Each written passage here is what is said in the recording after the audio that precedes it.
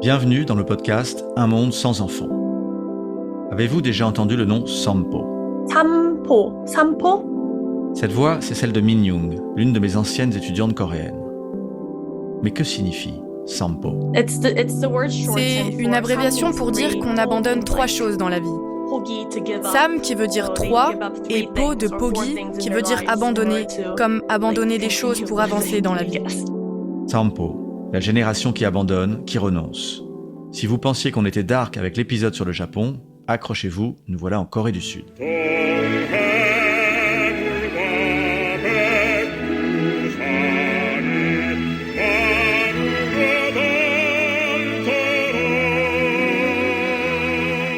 Bonjour, je m'appelle David Duhamel et je suis professeur d'économie à l'ILERI, l'Institut libre d'études des relations internationales, et enseignant à Sciences Po Paris. Je vous parle d'un monde dans lequel on vit, et surtout du monde à venir, un monde sans enfants.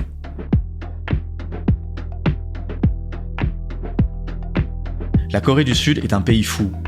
Moi, j'ai grandi dans les années 80, avec l'idée que le Japon était ce pays fou, vivant dans le futur, avec ses robots, et aussi avec son manque d'enfants.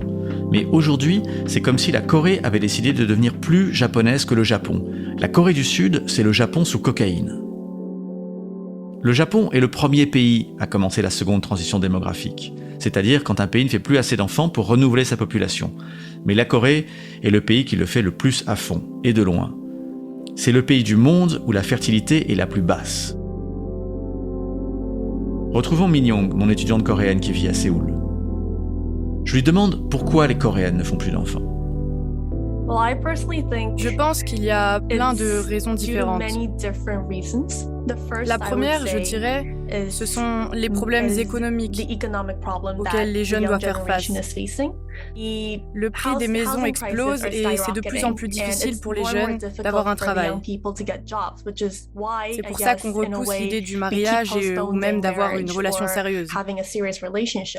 La pression économique, la peur du futur. Il faut dire que les jeunes Coréens sont face à une situation économique nouvelle et angoissante. En effet, la Corée a connu un miracle économique incroyable. En 1965, les Coréens sont plus pauvres que les Camerounais. Aujourd'hui, ils sont au niveau des Français. Mais les décennies dorées à 8% de croissance par an, c'est fini. La nouvelle génération va connaître une croissance à l'européenne, molle et inconstante. Les jeunes Coréens découvrent le temps des jobs précaires et mal payés, de l'éducation chère et du logement hors de prix. Et cela les met sous une pression de malade.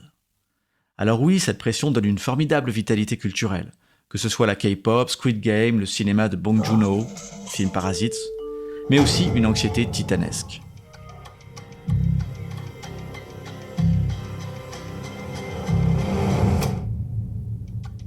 En matière de fertilité, le taux de remplacement, c'est 2,1.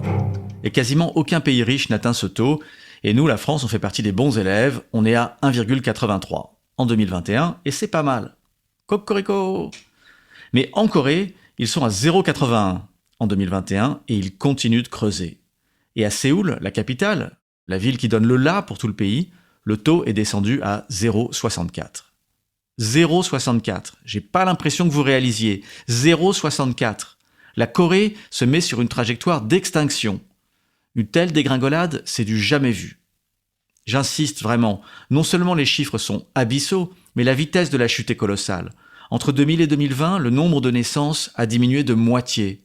Moins 50% en 20 ans. Ils ne font plus d'enfants. Avant de retrouver Min Young, je vais vous expliquer quelque chose à propos des étudiants coréens. Ce sont les meilleurs du monde. Ils excellent lors des comparaisons internationales. Et on sait pourquoi. C'est parce qu'ils bossent comme des malades, tout le temps.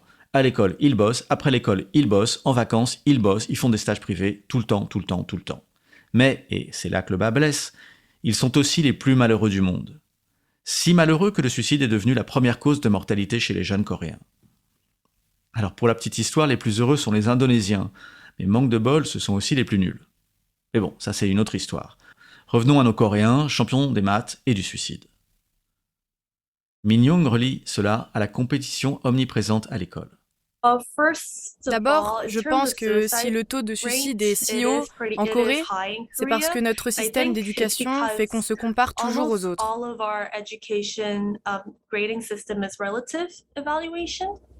On est en permanence dans une espèce de bataille silencieuse avec les autres élèves à cause des notes. Pression académique, À l'école et à l'université, pression familiale et pression professionnelle. Les Coréens adultes travaillent plus que tout le monde, en gros 20% de plus que la moyenne des pays riches, ce qui signifie que les journées de 14 heures de travail et les semaines de 6 jours ne sont pas rares. Et le nouveau président, Yoon Suk-yeol, vient de déclarer que les employés devraient être capables de travailler 120 heures par semaine si l'entreprise en a besoin en cas de coup de pression. 120 heures.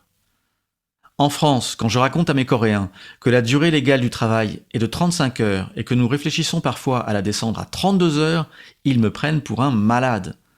Et puis après, ils me demandent comment venir vivre ici. La pression commence à l'école, elle continue à l'université et ensuite dans le monde du travail et elle s'insinue dans toutes les dimensions de la vie.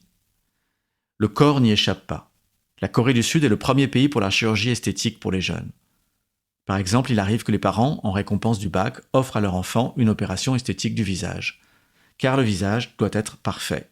La moindre imperfection est insupportable, ce qui fait de la rencontre amoureuse, un peu comme au Japon, un moment extrêmement stressant. D'ailleurs, nombreux sont ceux qui préfèrent rester chez eux, derrière leurs écrans, par exemple à jouer aux jeux vidéo, où les Coréens excellent. Là aussi, un peu comme au Japon. 40% de la population vit seule, et l'émission de télé-réalité la plus regardée de Corée s'appelle I Live Alone, je vis seul. J'ai regardé 5 minutes, on y voit des célibataires se faire des pâtes ou nourrir leur chat. C'est fascinant. Et il y en a 400 épisodes comme ça. C'est un tel problème que l'université a ouvert des cours de drague. Bon, c'est pas encore une matière obligatoire, mais l'université de Dongkook, à Séoul, a ouvert un cours intitulé Amour, sexe et relations saines, dans lequel certains devoirs prennent la forme de rendez-vous amoureux.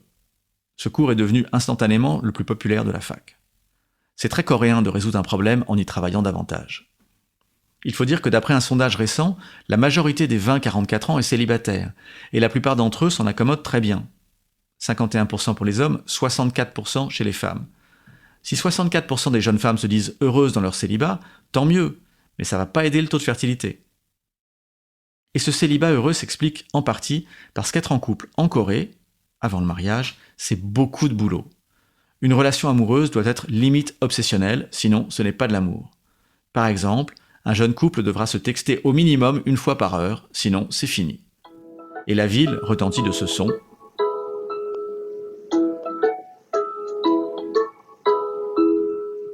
KakaoTalk, la messagerie coréenne par excellence.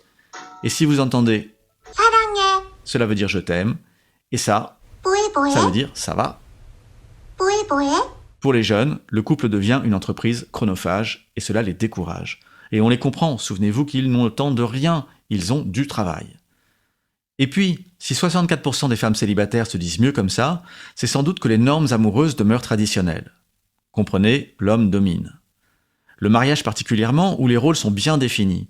Le mari est le patron et la femme, celle qui évidemment interrompra sa carrière pour s'occuper du ou des enfants. Et ce n'est pas tout. Le mariage ne concerne pas seulement 2 personnes, mais dans la culture asiatique, ce sont aussi 2 familles. La belle famille prend beaucoup de place et parfois, bien que votre mari soit très ouvert, qu'il aide beaucoup, eh bien, votre belle-mère ne pense pas comme lui. Alors, il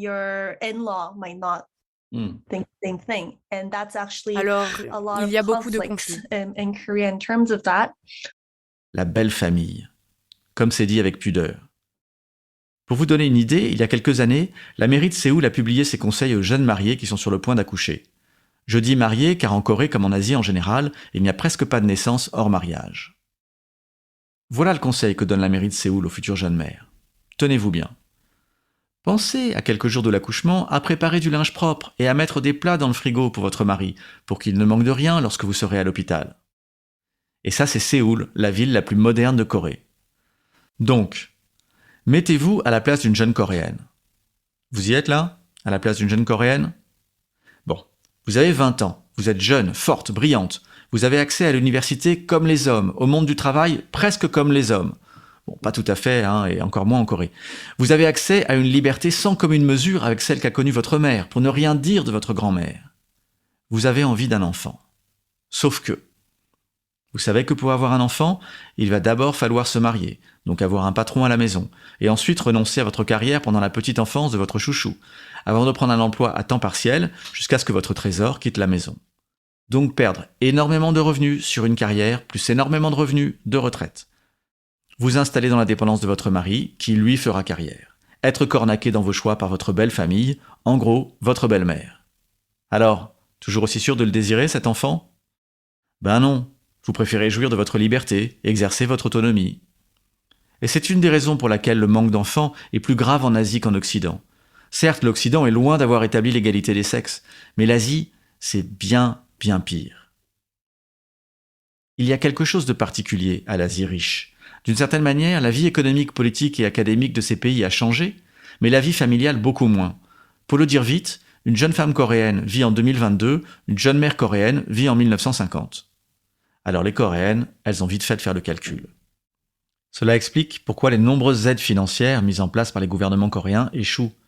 La perte de revenus est telle pour les mères qu'elle dépasse de loin toute allocation familiale, ou crèche, ou autre. Par exemple, le gouvernement coréen offre 1 600 $ en 2022, soit l'équivalent d'un mois de salaire moyen coréen, par naissance. C'est pas rien, mais ce n'est pas ce qui va motiver la maternité des Coréennes. D'autant plus que l'éducation coûte cher et que les Coréens, comme dans tout ce qu'ils font, ont la passion de la perfection. Dès lors, il n'y a pas de limite à ce qu'ils vont dépenser pour leur enfant. Pour remonter le taux de fertilité, il faudrait que le coût d'avoir un enfant soit mieux partagé entre les parents. Et pour cela, il faut changer les mentalités, ce qui n'est pas impossible, mais difficile et long. D'autant plus difficile que la Corée vient d'élire un président très conservateur. Un président qui considère que l'égalité des sexes, c'est bon, c'est réalisé, on n'a plus besoin d'en parler. Un président élu surtout par les hommes qui considèrent que les accusations de viol diffamatoires sont un plus grand problème de société que les viols eux-mêmes. Vous voyez, on n'est pas rendu. Or, la Corée n'a pas de temps à perdre. Si chaque génération est moins que la moitié de celle qui l'a précédée, la Corée est foutue. Et il y a un autre facteur aggravant, l'immigration, ou plutôt l'absence d'immigration.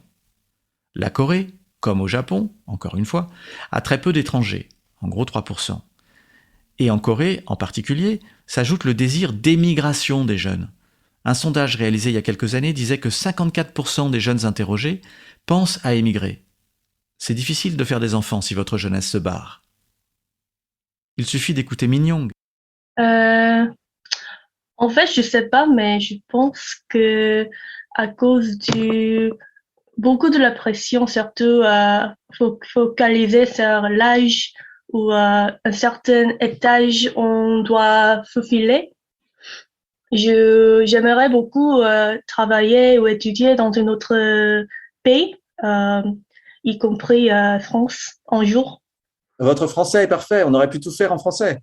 Mais non, je peux seulement exprimer 60% en français. 60%. Ça, c'est très coréen. Son français n'étant pas parfait, elle ne voulait pas prendre le risque de l'imperfection.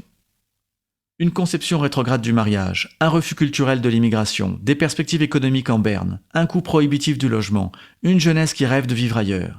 Et surtout, une pression de tous les instants de la journée et de tous les instants de la vie.